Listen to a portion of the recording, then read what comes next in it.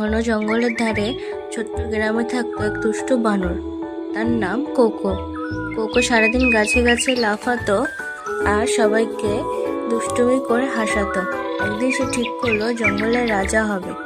তাই সে গেল সিংহ রাজার কাছে, মহামান্য সিম্বা। কোকো বলল, হে রাজা, আমি কি একদিনের জন্য রাজা হতে পারি? সিম্বা হেসে বলল, রাজা হতে হলে বুদ্ধির আর দায়িত্ব লাগে। ঠিক তখনই পাশের পুকুরে হলস্থল পড়ে গেল। ছোট খরগোশ টুকাই পানিতে পড়ে গেছে।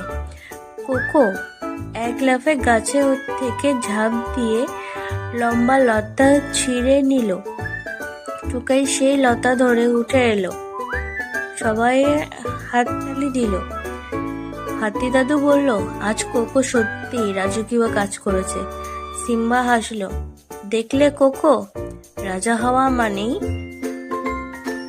সবার পাশে থাকা।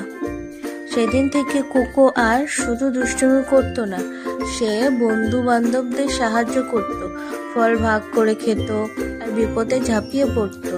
জঙ্গলের সবাই তাকে ভালোবাসতো। কোকো বুঝলো, মুকুট নয়, ভালো কাজেই আসল রাজত্ব।